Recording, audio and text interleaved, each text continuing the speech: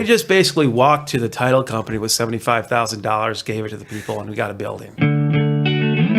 Welcome to the Rental Property Owner and Real Estate Investor Podcast, brought to you by the Rental Property Owner Association, providing benefits and services to real estate investors and rental property owners for over 45 years. With your host, Brian Hamrick from Hamrick Investment Group. Hello and welcome to episode 27.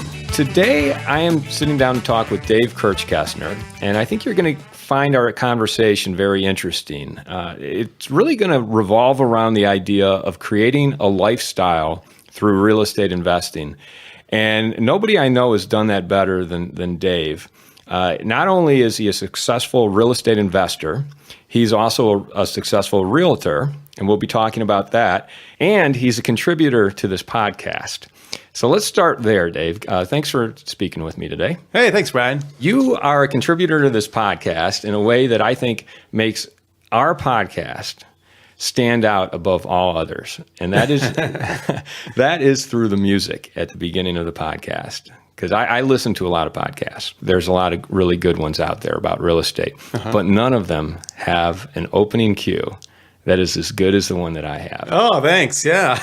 And it's thanks to you. So why don't you tell us about your band, and let's start there. I mean, it's sure. A little different from real estate, but let's talk about your music. Well, yeah, it's funny because probably outside of real estate and more so, people know me as I am the lead singer of the band Mustard Plug.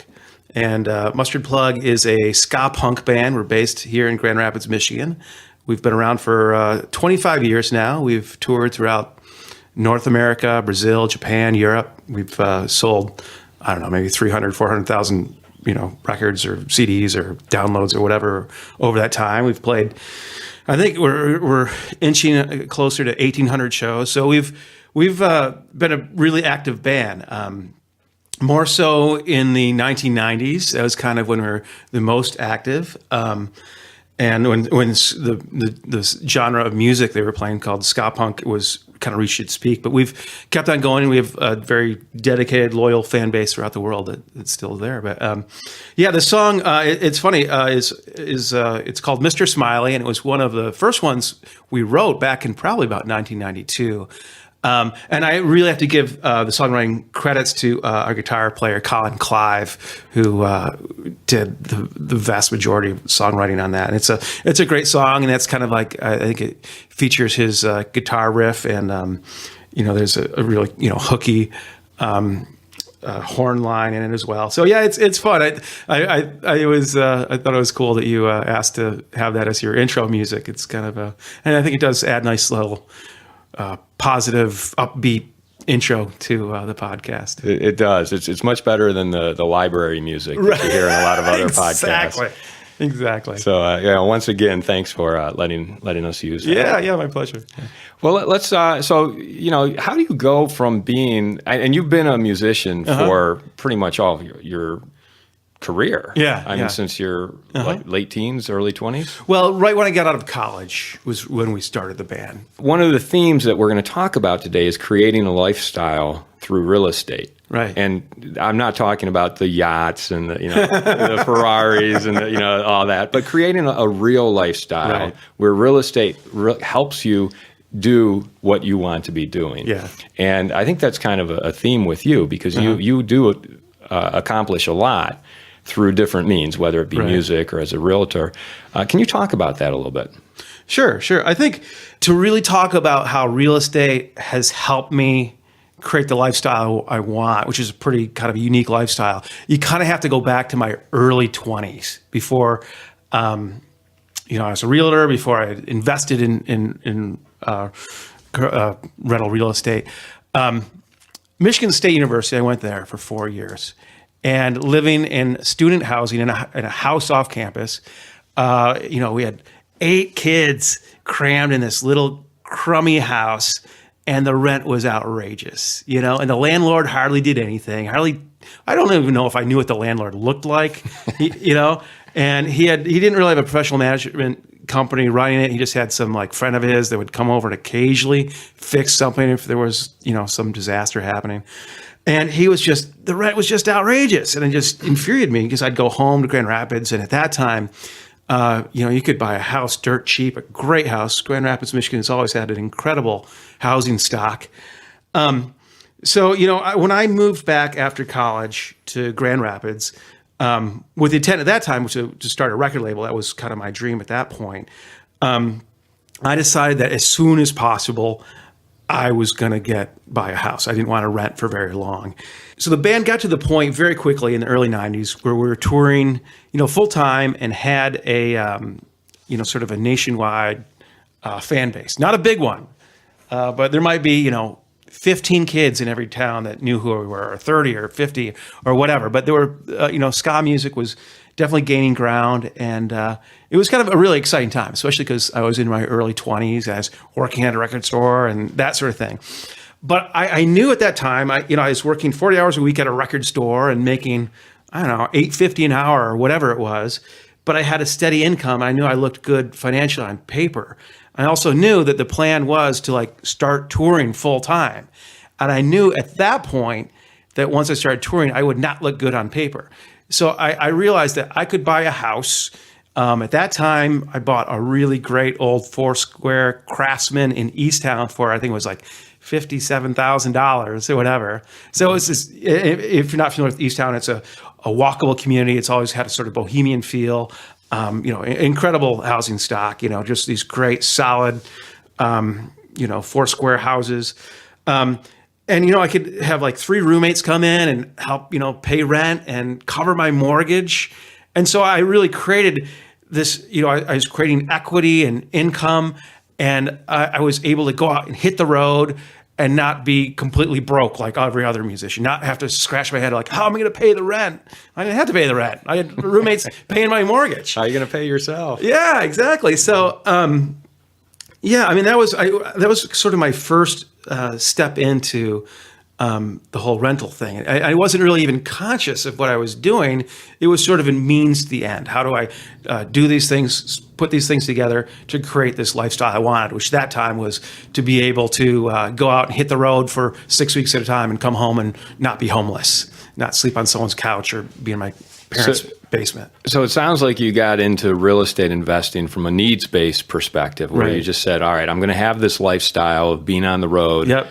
But I need a home base. The only way I can make that work is to buy a house, rent out some of the rooms. I'm sure you kept a room for yourself. Yep, absolutely. And have your roommates pay the rent while you're out on the road. Yeah, exactly. That's interesting, because in my 20s, the last thing on my mind was investing in real estate or investing of any type. It wasn't really until I got into my 30s that I started thinking about investing. I was probably 23 or 24, and all my friends were like, "You're doing what? You're buying a house?" I mean, they're just like, whatever, I'm just working, going to the bar and doing whatever and having fun. And I'm like, well, yeah, but it's so great I can have my house. I'm not throwing all my money away and building equity. I'm not giving money to a landlord, not getting anything back from it. And I can work on this house and, just generally build equity. And so, even then I knew a lot of bands, and I had been involved, in music for, throughout college. I was really involved with the radio station and promoting shows. So I knew a lot of musicians. And, it's kind of like, you always hear the thing about restaurants, how 85% of them close in the first year or whatever. Well, I think, with bands, it's even worse. I mean, how many people start bands and, never get anywhere, or even bands that receive some sort of critical acclaim or fan base, it folds in 5 or 10 years and they have nothing to show for it financially. They're just, they go back to working as a fry cook or something like that. So, I mean, I was very kind of pragmatic from that point of view. It was as great as things are happening, odds are this is not going to work out. And I don't want to wake up 5 or 10 years from now and have nothing to show for it, essentially. Wow, so you took a very business-minded approach to a music career in your 20s. Crazy, when isn't it? most people are focused on the fun that you have. You have to. A band it's different than investing in real estate, where I think most people invest in real estate basically for the money. And we can talk about how lifestyle, it's and that sort of thing is a big part of it, because there's a lot of different ways you can make money. But in a band, most people actually do it for the love of music. They enjoy performing or writing or whatever. But I knew from a very early standpoint that with music, with a band, the output, if you look at it like a machine, the output may be music or performance or whatever, but the fuel that runs that machine is money. You have to have that straight. That is the gasoline that runs the car. If you don't have money, well, how are you going to pay for gas to get this show? How are you going to pay rents when you're on the road? How are you going to pay for hotel rooms? How are you going to do this, that, the other thing? So, I mean, you kind of have to be pragmatic in that sense. And I think the reason why a lot of great bands fail is they don't look at that whole big picture. And it really seems that viewpoint of focusing on the money and making sure you have that gasoline has kept you going all this time with Mustard Plug, because Mustard Plug could easily have folded 15, 20 years ago. Oh yeah, but I'm sure it was most of our peers did. Your financial savvy and your looking ahead has kept you going all this time. Sure, and even like, I guess if you jump forward a decade or two, when I started having kids, that was the point where I decided I didn't want to be on the road 200 days a year. But I still wanted to do the band, and we all still wanted to do the band. And that's the point where a lot of bands would have broken up. And we realized that even then, that would no longer be my main source of income. But it still needed to generate enough to like keep the machine rolling. And it was probably at that point, and that was around, I think, 2000, 2001, where I said, the band was not going to be my main source of income. I had to start looking at different options. And, real estate was, something I'd always been intrigued with for a long time. So, and that's when you kind of started thinking, all right, well, maybe I should buy more? Yeah. That was kind of, a time, like I said, I like working on houses, and I grew up in Grand Rapids, so I have a really good feel for the neighborhoods, the housing stock, where things are going. And I've always been intrigued by the whole idea of building equity, getting, rental income. So yeah, it just seemed like a good thing that I could do, keep the band going. And at that point, like I said, I started having kids. I was mainly a stay-at-home dad, and it's somewhat flexible. And depending on what type of, landlord you're going to be, most of the things you need to do, you can kind of work around your schedule. I mean, if the furnace goes out, you got to take care of that now, or have a good contractor or management company that'll take care of it now. But a lot of it can be done on your schedule, which is, I think, one of the really attractive things. Well, let's go back to when you bought that first house in Easttown, and you had roommates. I mean, what was your experience as a rental property owner, managing the property, but yet living there with your roommates as well? How did that work out for you? That was great, and I picked, just friends I knew really well, and, I just had really good people living there, and I had very, very few problems, almost to the point where, it's kind of the rose-colored glasses. Like so it worked out so well. It went so well that this is easy. I can buy another house, and I'll get all these great people to live there and never have any problems. Mm-hmm. So that's Little did I know that. Yeah, Little did I know. Do you still own that house, or did you end up selling it? No, I didn't. We ended up selling that. Basically, probably 14 years ago, because we were moving to a new house, and just needed to get the money to new residents, raise some cash. Yeah, exactly. Well, before we move on to the next property that you bought, mm-hmm. I do want to ask you a question, because I remember I went to Michigan State as well, right? And one of the guys who lived in our dorm. He owned a manufactured home in a trailer park that he was renting out, and he was kind of like the Alex P. Keaton of the dorm, And for those who don't know what I'm talking about, the Michael J. Fox character on Family Ties, who was like very, very financially savvy and Yeah. always trying to make money one way or another. Right. We used to get when he was them- like 16 or whatever. Like Yeah. that. He had a briefcase and a suit and a little young Republican, and yeah. He was very much like that, and Yeah. we used to give him so much crap about just being that way. Yeah. But I look back on it now, and I'm like, wow. I mean, he's probably a multimillionaire at this Right. point, because he was Yeah. he was thinking along the same line. So Right. my question to you is, how much crap did you get from your friends for being like the Alex P. Keaton of the music world and the? Yeah, and I didn't get that much crap because I mean, I didn't. I was still like in a punk band and stuff, but a little bit, and just they're like, I mean, I think they thought it was pretty cool, and I charged them like really cheap rent and and that sort of thing, so it worked out. But I think so I didn't get that much crap about it, but a little bit here or there. Because I always have. Like, I'm used to it. It's fun. Goes with the territory. Yeah. You have a thick skin.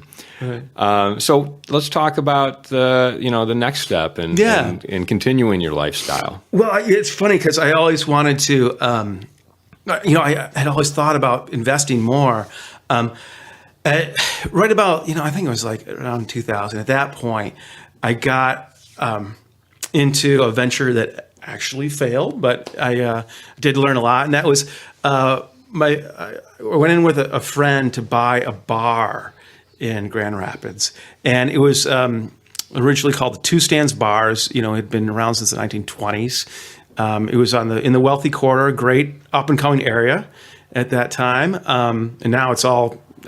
Let's face it, it's almost completely gentrified, and really all these nice fancy restaurants and that sort of thing. But back then, it was a little rough around the edges. And so we bought this bar. It didn't have a liquor license at the time, but we could buy this building. It had 2 apartments upstairs or whatever. And I think we bought it for $75,000. And at that time, money was relatively easy to come by. So we were able This was before the bubble burst. Oh, yeah. So Way before when you that. say it was easy to come by, you could get a loan from a bank. Well, what we did is took out home equity lines of credit. Okay. And like I said, and then we ended up getting his sister involved. So we all took got like 25, 30 grand and bought this building. And we're like, this is such a great thing and such a great project. It's going to be awesome.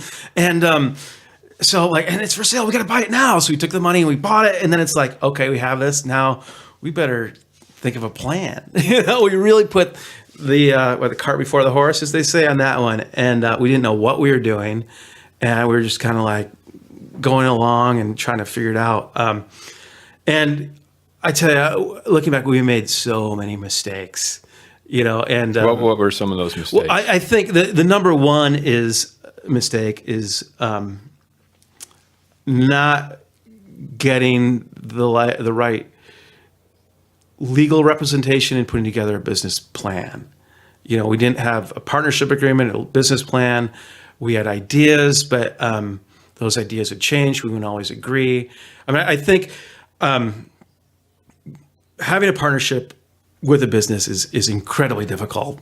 And I think before you jump into that, it's essential to really have exit plans and to have a course of action when you don't agree. I think is really essential. So did you not have an LLC in place? We had or any nothing. sort of so no business entity? No, we just basically walked to the title company with $75,000, gave it to the people, and we got a building. That's a great strategy. For Isn't that success. great? So here we are, and this thing is falling apart. I remember there was an icicle, a 3-story icicle going down the middle where the roof was leaking. Just structurally as In the middle of the building? In the middle of the building, in the inside. Yeah, in the inside. Yeah, and it was such a great building, but it needed way more work, and we didn't really know what we were doing. And we brought in, contractors that were friends that really probably didn't know what they were doing either. That we spent a lot of money on work that didn't really help the situation. Long story short, we went on for a few years, and lack of money, lack of agreement how to proceed. We ended up deciding that we weren't really agreeing on how to move forward, and it just the partnership wasn't working. So decided to get out. I just said that I've wasted like 3 years of my life doing this and it's not going anywhere. I kind of cut my losses on that one. And it was a really painful thing because I knew that the project was great. I knew it would be successful. And so I agreed to like bow out. We found someone to actually buy the building from us and then lease it back to the other two people.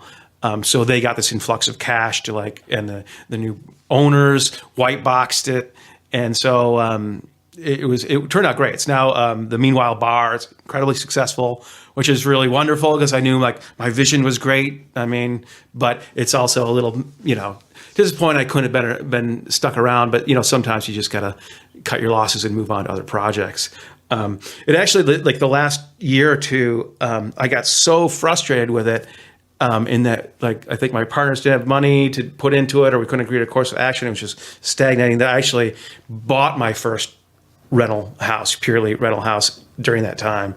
And because, like I said, I was so frustrated not being able to work on the one project. So this was a totally different rental totally house. Different thing. It's just I owned myself, and it was just I could make I could make decisions instantly, and it was also the other source of frustration. It was kind of the height of the pre-bubble boom, when there was all this hysteria of like, the only way to make money is through real estate and everything's jumping up 10% a year. And so I really was getting frustrated just sitting right on the sidelines with a stagnated thing. So I jumped into that and bought what I thought was a good deal at the time. Mm-hmm. Okay,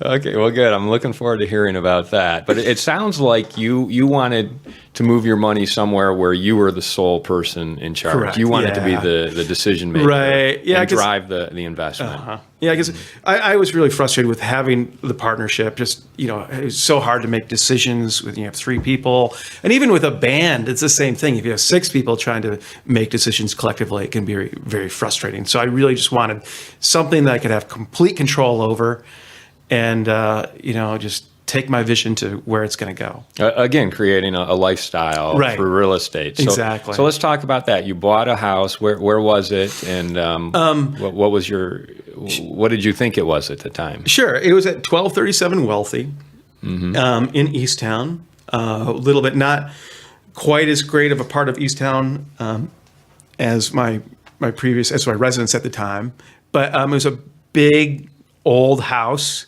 I kind of knew the demographic of people who'd be moving in. They were like my former roommates. They were so great that I used to have. Mm-hmm. I figured those are the type of people that are going to be moving in.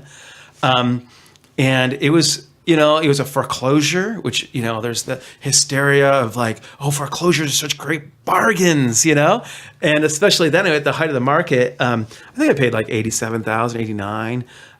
Something like that. This was a single family? Single family. Like how many bedrooms? 4 bathrooms? bedrooms. Mm-hmm. And it had been, it was a single family that had been converted to a 2-family that had been converted back to a single family at some point. Oh, okay. And I went through it with a realtor, and he's like, I don't know, Dave. I think there's probably better things out there. And I'm just like, I had missed something earlier, of course, like some other deal that I didn't, whatever. So I was like, I don't want to miss another one. And so I jumped into that one. And over the course of the next, I don't know how many years, I realized what really terrible shape it was in. Oh. And the work that had been done really in a unprofessional and I don't know, just wasn't that great. And I was just naive. I'm like, okay, I'm pulling up the carpets. There's hardwood flooring, but I looked closer. It wasn't 3/4 inch hardwood flooring. It was, maybe 3/8 inch. I'm like, I didn't know they even made this. That was all completely unfinishable. So, it just, I had to replace the furnace right away. I realized that the foundation was in bad shape. So that, it was all these giant field stones that had to be re-tuck pointed. Just tremendous amount of work that had to be done. Wow. Over the course of several years or whatever. What would you have done differently in that situation? I would have not bought that house. Yeah, I just overpaid. In 2005, 2004 or 5, something like that, when there was really kind of the height of that market. Real ramp up. And there was just all the talk about like real estate every year, 10%. So I just figured, well, I'd put 10% in, and I could refinance in a few years just based on the equity and get rid of the PMI and that sort of thing, and just seemed like such a great deal. I know I can get great tenants and that sort of thing. It just seemed like a no-brainer. So how much time did it take you to get that rent ready, and did you do a lot of the work yourself? I did. I did probably most of the work myself. I mean, stuff like putting a new furnace, I'd hire a contractor for that. And I had been starting to get a good contractor list, which is, getting relationships and finding good contractors is such a huge thing. That is so important.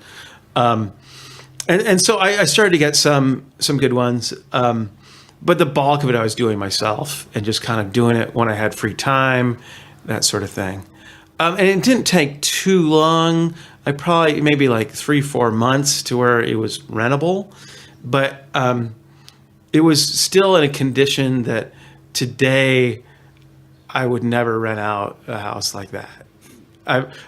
One thing, it was fine for you go back to like Michigan State or whatever. It's a fine house for a bunch of 19-year-old college kids, but those that's not the demographic I target anymore. To me, at this age, 47, I would not want to live in that house. So you got residents. I got residents. You got some Yeah, it tenants. was pretty good. I think I got some like college kids from Calvin or Aquinas or whatever. And were you cash flowing? It was, yeah, not much, but enough. I mean, rents weren't very high then, but it was cash flowing.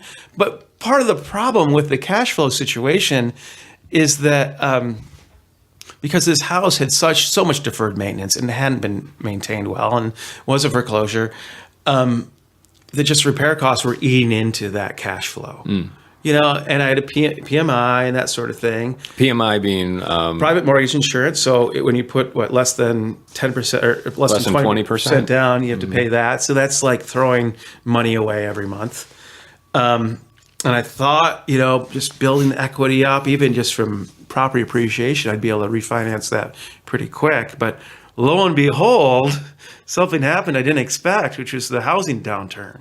right. So all of a sudden I didn't have equity anymore, and I couldn't refi. And at that point, it was tough to even find decent renters. The quality of renters went down because so many people couldn't sell their houses that they decided, well, I'll rent them out. So they actually had nicer houses that they'd rent out to these college kids or whatever. And so mine became less attractive. So I got worse tenants. I mean, that was a really, I'm sure a lot of people have been in this business for a while. That was a really scary time for a lot of people knowing. And I held on. I'm like, I know it's going to come back. And despite the fact that I'm underwater, this $90,000 house I've already put 15 or 20 grand into, that's now only worth, I don't know what I could get back then, 60,000 for it maybe? Maybe. I mean, houses were going for really cheap back Really then. cheap, yeah. And it went from boom to bust pretty Yeah, quickly. I would have a hard time selling it probably at 60. It was crazy, yeah. So yeah, that was tough. And just my whole goal is just, struggle through it and try to get some sort of income off of it and buy my time until things bounce back. I remember at that time, though, I remember being really resentful of the banks. I hated the banks so much. Were they squeezing you? I mean, were they giving you no, any I was lucky that they weren't squeezing me. They weren't trying to I wasn't in a situation where a lot of people were saying we need our loans. We're calling up our loans. I mean, I know some people have gotten burned way harder, and I just had to stick around and muddle through some mediocre tenants for a few years, and it was scary. But a lot of other people got hurt worse. But I really blame the banks for the fact that my $100,000 house is now worth 50, 60 grand, and the things I saw them doing to other people was just kind of cruel. And I tell you, if Bernie Sanders was around back then, I would have been feeling the burn, man. Well, he was around back then. Well, yeah, and I wasn't running for president. Right. So, but things started coming up, and my revenge on the banks was to buy another foreclosure, and in a little bit, also in Easttown, and I did that. I'm trying to think. So this was during the downturn. This was picked probably up a like foreclosure. 2010. I picked up one, and that worked out great. I bought it. It was a 2-unit. It was in much better shape. It wasn't foreclosure, but it was in better shape. At that time, I'd gone through all the problems of the one house. I knew what to look for. The layout was better. The construction of the house was better. The deferred maintenance wasn't there. It wasn't a perfect house. It needed a new kitchen, needed a new bathroom, but stuff I understood. I understood, what it needed and what it took. And I bought it for I think $47,000. Just took a home equity line of credit again and paid cash for it. So you were able to get a home equity line of credit, even during the downturn. Yeah, I was. So I guess that was fortunate. But I had one in place, I think, for something else, and I did, and I had some money, a little bit of money laying around. So but I was able to buy that, and I had I did a sort of Excel sheet of everything that needed to be done to the house, which I think is a really crucial thing when you're buying a house. Just go through and know exactly what it's going to need. So you basically had a budget going in. A budget going in. You knew you needed to spend on that house. Exactly. And I pretty much nailed it. Did you? So it's right around $20,000 is what I thought it would take to get it rentable, and that was what I did. And it wasn't perfect, but it was good. And I was able to do it. So I took 6 months, and this was probably the first year that my youngest kid was going to school full time. So I during the previous, how many years, I was basically a stay-at-home dad. Yeah, that's right. I mean, talk about creating a lifestyle. Yeah. You're also a parent. Yep. Working out of the house with kids at home, which that can be that can take up a lot of your time. Right. So at that point, I was a stay-at-home dad, but I was also doing the band thing. We'd do shorter tours, 10-day tours, 15-day tours, or whatever. And then I'd also be working on my rental house, which was constantly needing stuff and, whatever. But then when my youngest son went to school full time, that's when I bought the other foreclosure. I just spent 6 months working on it and getting it to the point. 6 months and $20,000. This was the 2-unit. This is the 2-unit. 6 months and $20,000, and got it to the point where it was very rentable and instantly cash flowing, and it was great. Great. Yeah. So you had the single family, the 2-unit. Did you do a lot of the work yourself on the 2-unit? I did. Again, I had a good base of contractors that I had used, and you sort of weed through ones that work or ones that don't for what you want. So people I'd come through and say, okay, I need these windows put in, I need a new furnace, I need some new circuits run or whatever, electrical upgrade, that sort of stuff. The like plumbers and electrical and that sort of stuff, I don't do myself. But if it's repairing plaster and painting and even hanging kitchen cabinets, stuff like that, that's the type of stuff that I would do myself. Mm-hmm. Now you like doing that, right? How is it know how to do it in the first place? It's a combination of just reading and looking at stuff online and trial and error and talking to other contractors. I had a good kind of just general all-around contractor guy that would do stuff for me and also advise me a little bit about see projects I was doing. And, like I said, the stuff I was doing wasn't like super, super involved. I mean, you can teach yourself to lay hardwood flooring. It's not tough. It's just, it's exhausting. It's hard work. It's brutal hard work, but you can do it. It's not hard. And same with like plaster repair, putting in like trim work and that sort of thing, or hanging cabinets, or even tile work is stuff you can kind of pick up. Now people have, YouTube. There's a million different ways you can learn how to do it. So, and the good thing is too, I mean, quite honestly, with some of these rental houses, if it's a little bit off, it's not the end of the world. I mean, if it was my own house and my wife was reminding me how like that tile's off kilter by whatever degrees, then that would be kind of ruining my life having to look at that every day. But if it's and laying subway tile, if it's not completely perfect, it's not the end of the world either. And if there's a 1/16 gap where your flooring hits the wall, obviously you can cover it up with something, or whatever, caulk goes a long way, and stuff like that, So the tricks to. So a lot of it is trial and error, and you get better. I mean, it's not even the stuff I started doing was good, but then I got better and better, and I'm still not as good as someone who does it every day, quite frankly. But and I do less and less of it, quite frankly. But there is something very satisfying about doing the work yourself. And I find immense, I guess, satisfaction about taking a house that's had like lots of deferred maintenance. And especially I like historical houses, like 100-year-old houses or whatever. That's what I really like. And taking something like a great house that has been abused and bringing it up to like where it's back in its, in its prime, and it's an asset to the neighborhood, an asset to the community as well. If you're good at it and you enjoy doing it, that's great. Right. I get very frustrated pretty quickly when I try to do something and it doesn't go right. Well, the thing is, it's also the time versus money consideration. Mm-hmm. You do, I mean, there is satisfaction and of like doing the work and seeing I did this and it looks great. But the older I get, the less time I have. I've really had to fight my own instincts of wanting to do everything myself. Sure. So I do less and less because it's just, especially if you go and buy a house and say, an apartment that's vacant and you want to get in there and put a new kitchen in, that sort of thing. And I could probably hang those cabinets and put in whatever, but is it going to take me a month, 2 months, 3 months? And, or should I, if I have a contractor that's willing to do the work right away, you're money ahead, just getting it done. Well, if you can get at least, right? Get at least, because you're going to lose out on like those cost. 2 months of those 2 months of rent. Yeah. And and especially if you're trying to teach yourself something new, there's a learning curve there, and it's someone that does it every day that can just knock it out. So again, I don't know why I didn't think I was going to come back to this so many times, but having good contractors that are actually understand working with you and you understand how they work and getting the work done is crucial. Yeah, that's key. Yeah, it is key. And that's a frustrating thing right now. That one, the first house I bought in East Town with the first foreclosure that was not that great of a house, at least when I bought it, I ended up selling it about a year and a half ago, but because I had a series of sort of bad tenants and I was just kind of over it and wanted to free it up to get a different type of house. I decided to move away from single families and just do 2 units.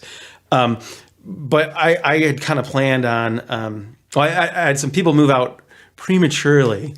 I didn't want to, it was a situation where I would have had to probably evict them. I didn't want to do that. They were kind of friends of mine, actually. So we just came to a mutual agreement that I would let them out of their lease early and we'd all be friends and that sort of thing. But so I ended up with an empty house out of nowhere. And so I decided, I'm going to fix it up and put it on the market. And even with, I had this was 2 summers ago, with the contractors, I do have some great contractors, but it took, 3 months longer to get this house ready for sale than I expected it to. And so it came from like, prime summer selling season to like, I think it hit the market in like November, which is not prime selling season. I'm a realtor, and realtors will tell you that any time is a good time to sell a house, but it's not true. There's better times to sell a house. November. Don't tell anyone.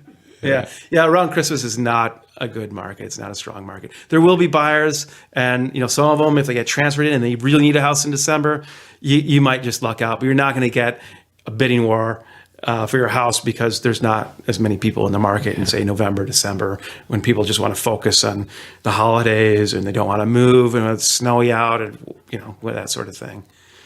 So that just the fact that so many contractors, now, Grand Rapids is booming and people are doing a lot of work. They're so backed up. It's hard to get work done on time in a timely fashion. Yeah.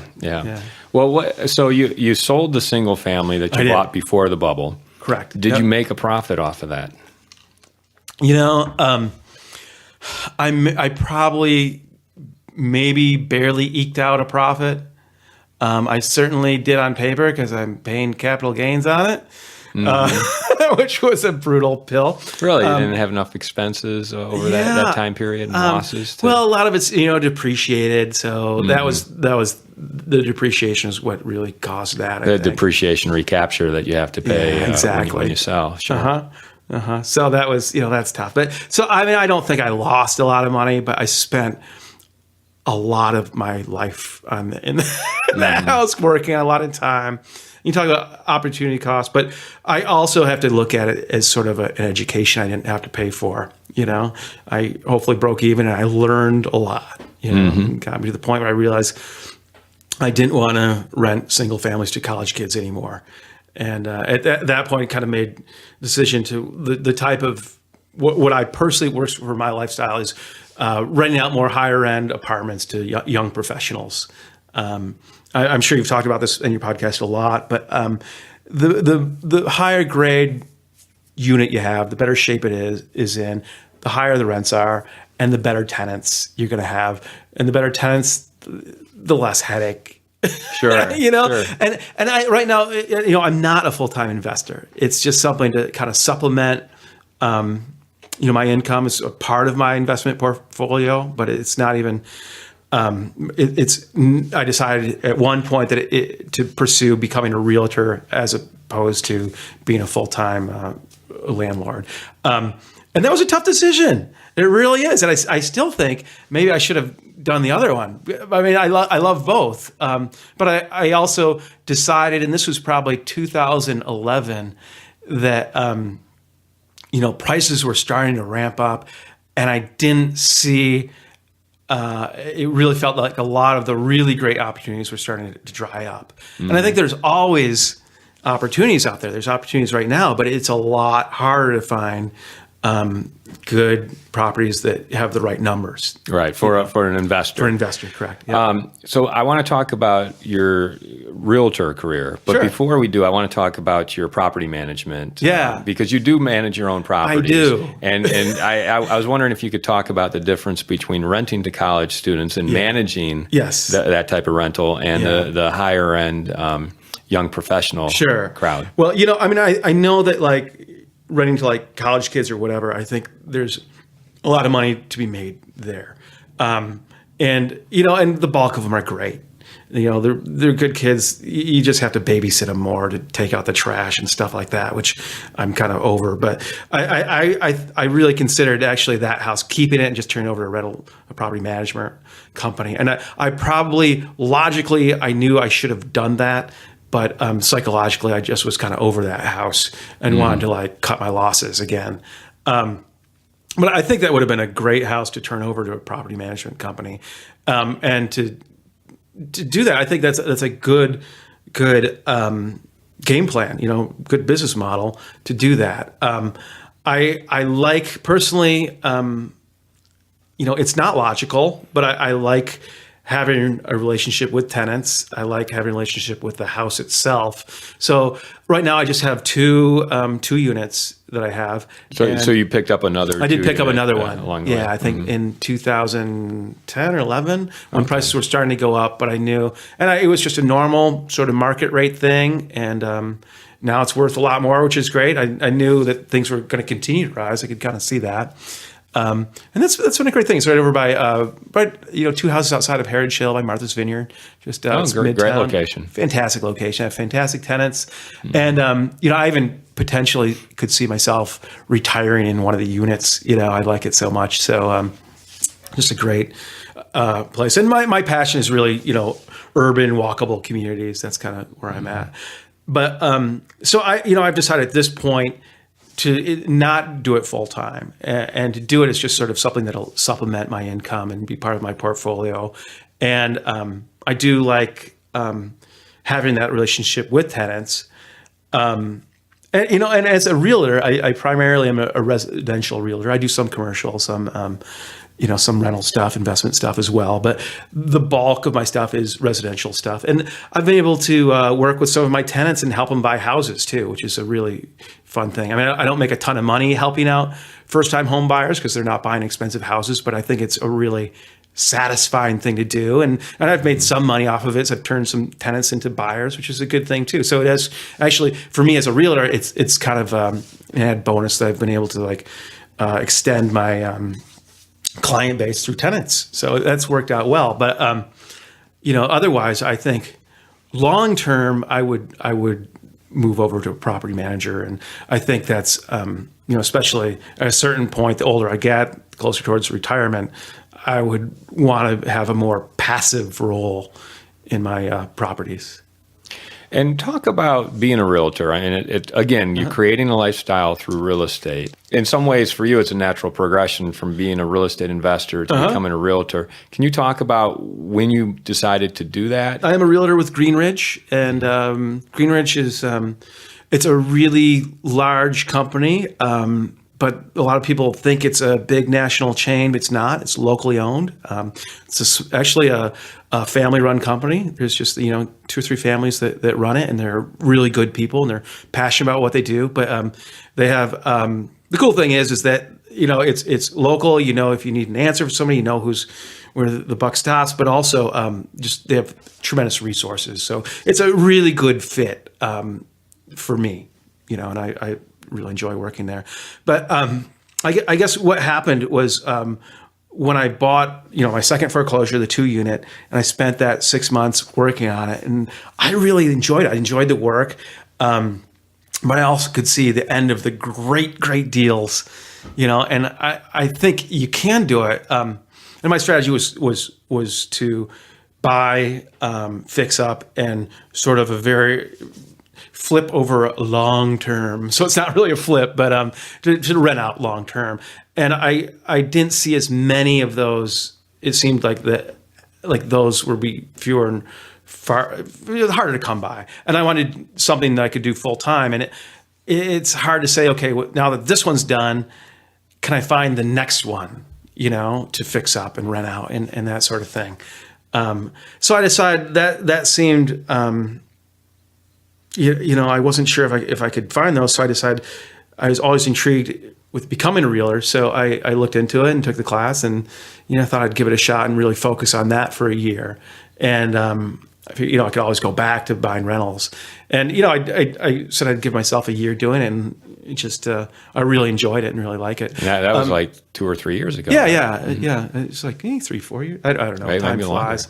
But I just really liked it, and it's steady. And the last few years, it's been great. I've really enjoyed it and built my client base, and it's been a good thing. So I don't think I'll go back. Obviously, the other thing that's there's pros and cons to the two things I was balancing. One is to become a realtor, you're making money, and your money isn't on the line. It's commission based. Your time is on the line, but not your money.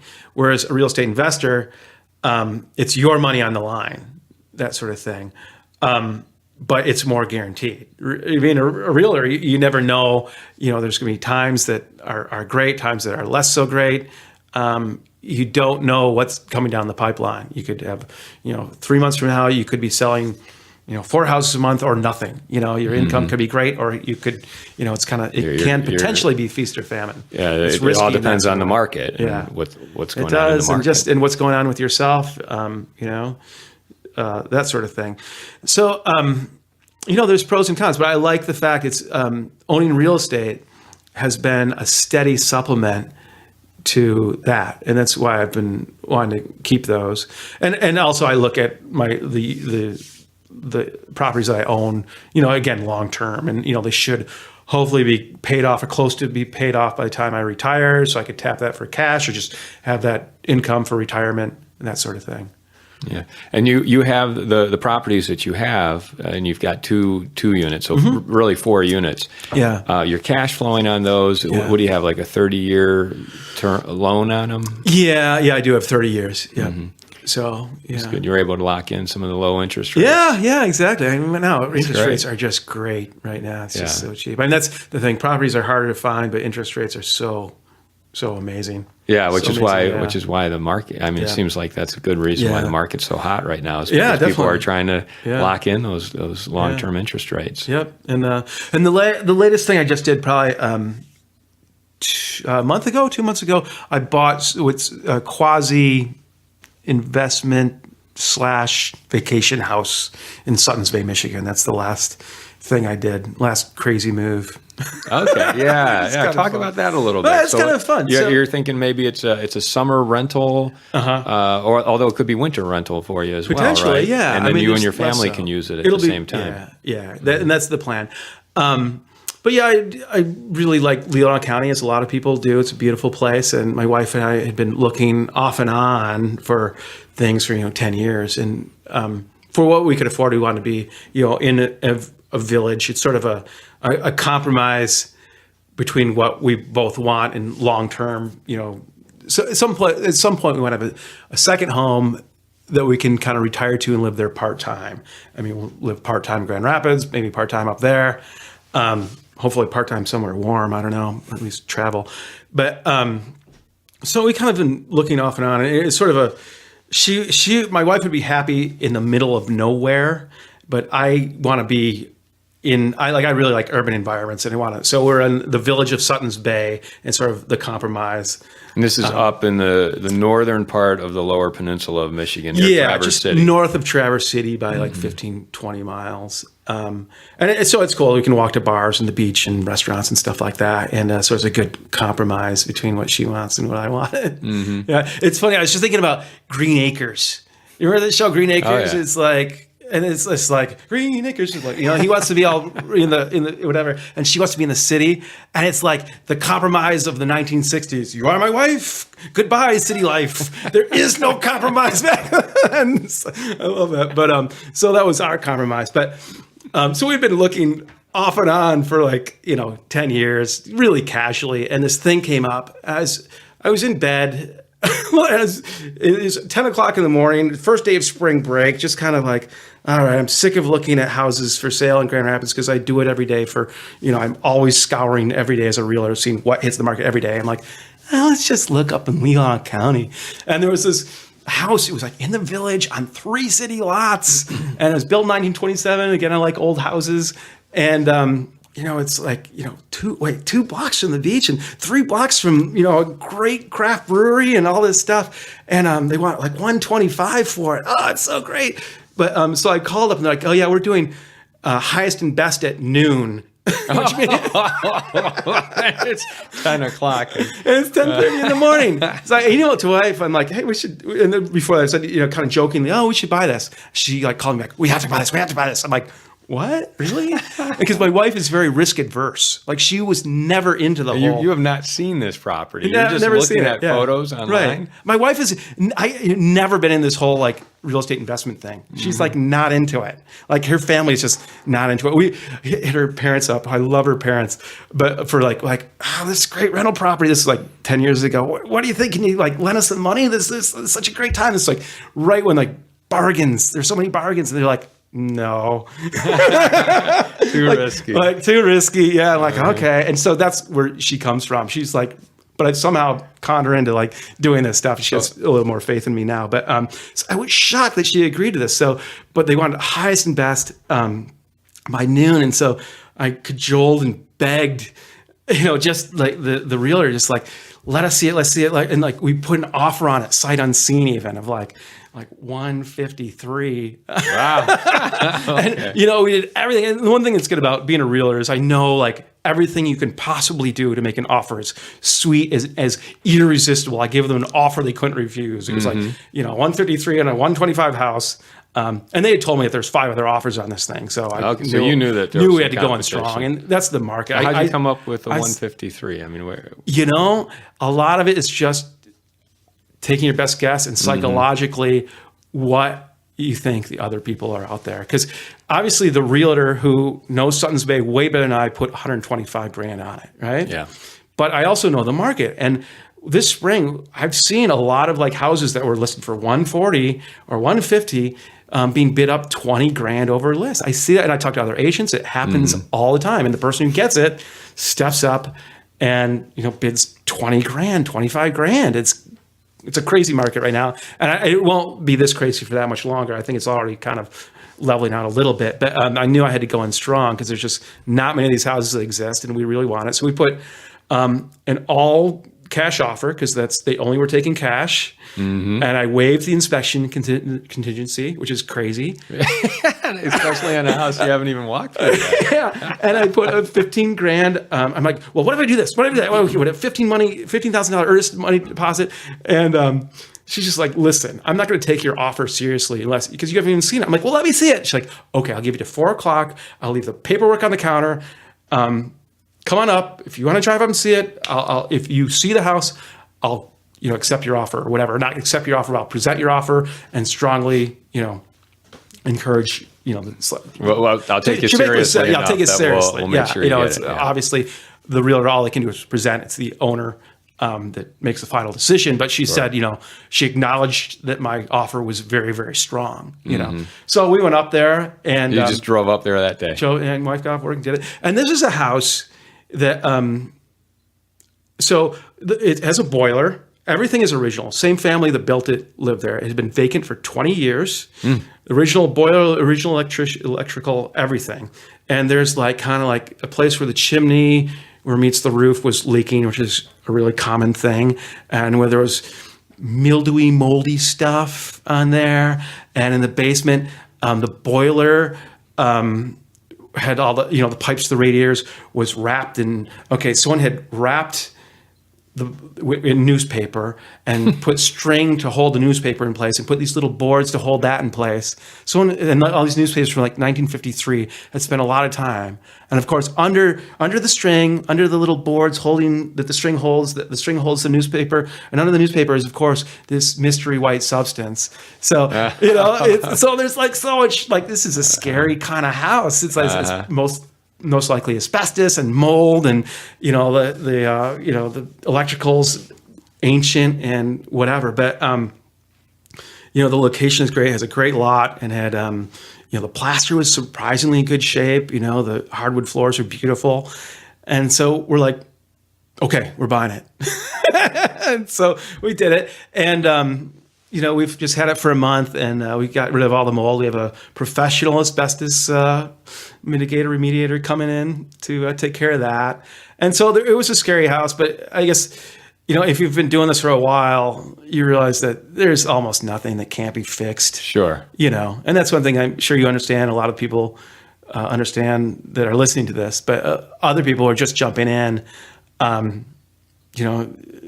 might get scared about stuff, and it all comes down to time and money, And even especially it's one of those things that I see as a realtor in a lot of houses, because I deal with a lot of central city core houses, and it's there. It's just you probably have it in your house if you have a house that's built before say 1950 or whatever. Sure. But it's you don't disturb it. It's fine. Or if you want to pull it out, you can.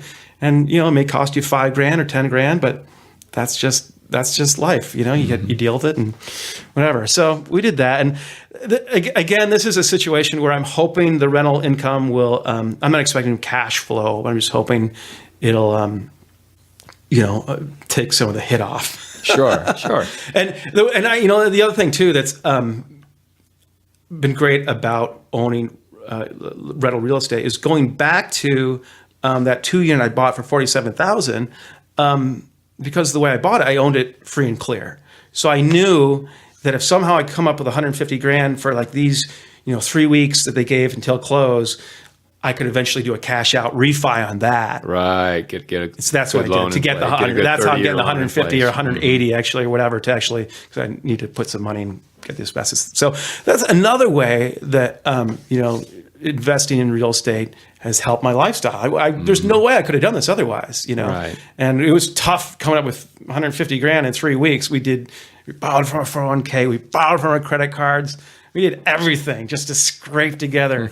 We did all sorts of crazy stuff, but we did it somehow. And then we've gone back and repaid all these loans. We've borrowed money from, parents and all sorts of, crazy thing. And I'm not a complete Dave Ramsey guy, but I respect a lot of what he says. The only loans I believe in are mortgages. I think you should own your cars outright and all that stuff and never pay whatever. But I went for it, man. I charged up. I got cash advances from 3 credit cards and all this stuff. Totally broke every Dave Ramsey rule to do it. But, it works out. You got to believe in yourself at a certain point and take calculated risks. Yeah, and that's one that will pay off for your family as well, because now that not only is that a rental property, because it sounds like it'll be a seasonal rental property where you don't have someone living there year round, correct? Yeah. But you'll rent it out on a weekly basis or a monthly basis. Yeah, exactly. But it's also a place where you and your family can go and stay when you want to enjoy. Yeah, exactly. So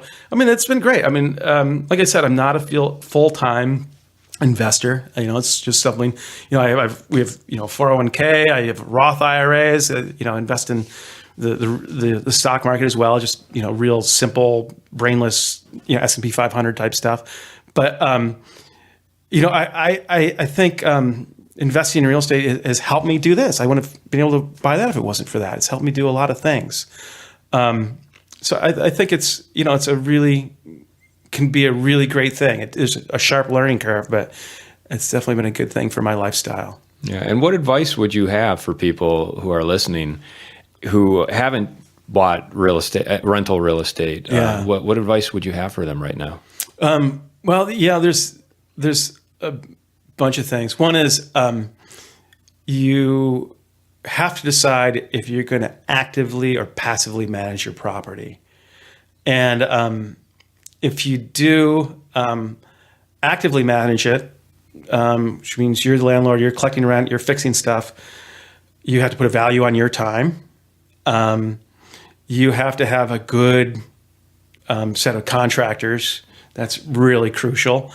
You should know who you're renting to, and because obviously certain types of tenants are going to, they're going to take more time. College kids or whatever, for example, you're going to have to babysit them and call them out and remind them to take out the trash, stuff like that. And then to assess a property, you really need to go through and know how much work it's going to take to get it rentable, or maybe it's rentable already, but to get a really good handle on your cash flow. And I think there's some people who just like, well, I'll just build equity and that sort of thing. And I think it's crucial that it's cash flowing pretty much right off the bat, because there's going to be stuff you don't expect. And the other thing too, psychologically, if you don't see the money in your bank account increasing, it's not as much fun. Mm-hmm. I mean, yeah, you're paying down your loan, you're building equity, but to have your bank account increasing in value is great psychologically, and it helps you prepare for things that you didn't expect as well, which there will be things that you don't expect to happen. Sure. So invest. So if I can summarize what you just recommended, invest for cash flow, not just appreciation, because you can't assume the appreciation is going to be there. Yeah. And as we learned for all of those who bought before the bubble burst in 2007, 2008. Exactly. And then also have a cushion in your bank. So if something does go wrong, you have the funds to cover it. Right. One thing I will say, though, that another reason why I like real estate, and my advice is to know your market, and the benefit of investing in real estate versus, say, stocks or whatever, is that you have more control. It's really, if you invest in stocks, it's really tough to invest in individual stocks, because you have to have a lot of money and a really diverse portfolio and a lot of knowledge of the stocks you invested. My father-in-law is a professional financial planner, and he's like, unless you can invest in 25 different companies, there's no way you can diversify enough to do it on yourself. You might as well either invest in the S&P 500 or get a manager or that sort of thing. But with real estate, and real estate doesn't appreciate that much at all compared to the stock market. Stock market, S&P 500 usually does 8 to 10% a year over the course of the last 80 years. Versus real estate, I think it's like 3% or something like that. But that's taken into consideration. That's over a period of time. Long period of time, over say 50 years or 80 years or whatever. But that 3% is that's a broad-based thing. And you as an investor, the one thing I liked is I know the neighborhoods I'm investing in. I know I can see the trends. I've lived in Grand Rapids my whole life. I can see the trends of what's improving and what's happening. And Grand Rapids is a fantastic market because the economy has really diversified, and healthcare and education has increased those economies in Grand Rapids dramatically. So, and those are relatively recession-proof economies. One thing as a residential realtor, we get feeds of everything that goes on sale on a given day, right? So on the top of the feed, for whatever reason, is like Battle Creek and Kalamazoo.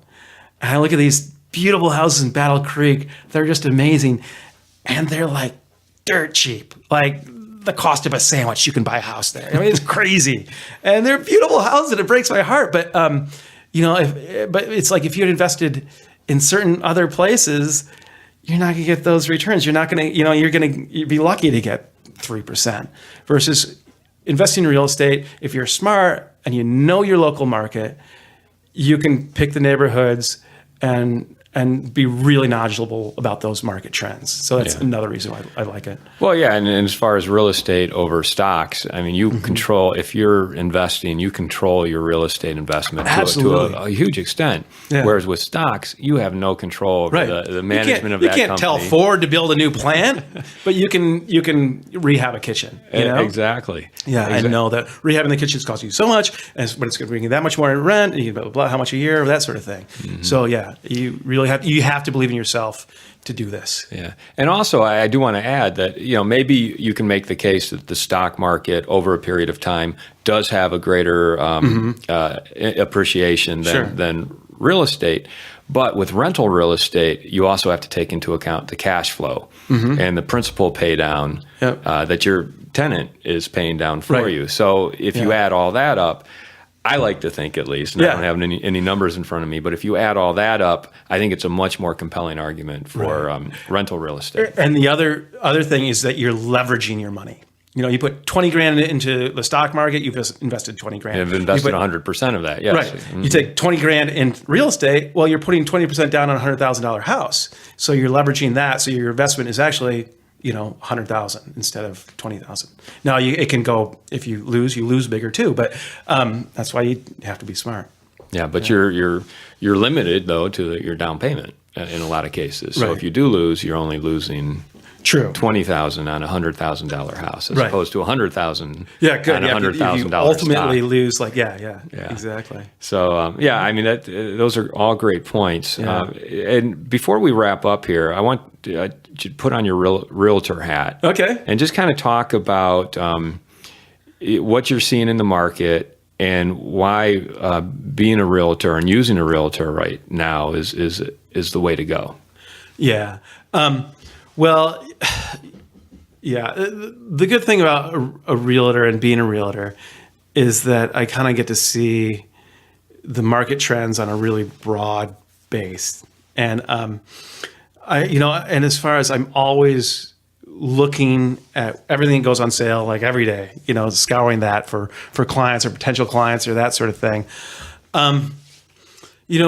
Working with a realtor, especially in this market, a good realtor, it's like anything. You get a bad realtor, you're better off not having a realtor. But a good realtor, someone that you trust, and I advise people if they're looking to buy stuff to, interview a couple realtors and just get a feel for who you work with, who you enjoy working with, and people that have a knowledge base of not only the market but the whole process of buying rental real estate, investment real estate.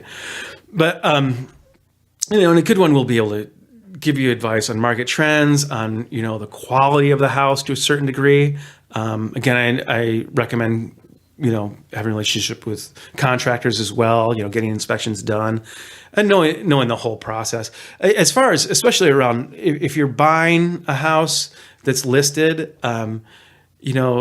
some people aren't aware of that, but you're not actually paying the commission anyways. The seller is. And the seller has, if they list it, they've already signed a listing contract that they're giving away, for example, 6% and 3% to the buyer's agent. So that money's there and already spent. You're not going to So if you're looking to buy, there's no reason why you shouldn't use a good realtor. Zero reason why. And the thing is, I'm sorry, but you can't negotiate the best price on your own if you're dealing direct. You need that person in the middle to make sure that you get the best price and to negotiate all the other things and navigate the whole deal. And I see so many deals that would have blown up if it was the buyer dealing directly with the seller. There's always some sort of issue, whether it's inspection or whatever, and it's a very stressful, emotionally charged thing. And So I see that a lot, especially with residential real estate. If it's a house you're buying and living in, and that sort of thing, that gets even more emotional. But in this situation, where hopefully the more experience you get, the less emotionally attached you get to anything. As a realtor. As a realtor, but as an investor. As an investor, you cannot be, you see people that just got into it, like they walk into an old house and like, oh, I love it, the stained glass, and it's great, I love this house. And it's like they're emotionally drawn to it. And that's not good. I mean, because, you don't want that, really. You really want to just look at the numbers. Yeah, as an investor, you do not want to fall in love with the property. Don't fall in love. I should write a song about that. Don't fall in love. I call it Mr. Smiley, too. Yeah, there we go. As we wrap it up, Dave, I know I asked you this before, but is there anything else, any other piece of advice that you would have for people? Yeah, I have one. I've had a bunch of funny things happen to me as far as, and you kind of learn from your mistakes. I've had tenants that left and I found out we're playing bocce ball in the living room, stuff like that. But and you look back, and at the time I wanted to kill them, but it's kind of funny. But one thing, if you are going to self-manage your properties, I came from like, oh, these will be great, just like my roommates. And then when I started getting to like more, then I'm like, well, there's so much demand. I'll just post something on Facebook. It'll be great. I can, get friends of friends of friends. And when that works out, it works out great. But when it doesn't work out, it's really, really bad. Like the first time I had an old friend of mine come and want to like go through an apartment and say, I love this part. This is great. It's going to be great for me, Dave. Where do I sign? I'm like, oh yeah, cool. Just so where are you working these days? He's like, I'm doing this part-time thing on eBay, and I have this roommate that, she might be moving out, but she's cool. You know me though. I'm good for it, right? I'm just like, oh, I have a wife. I have 3 kids. Like, you're a good dude, and I really like you, but I'm not going to run this.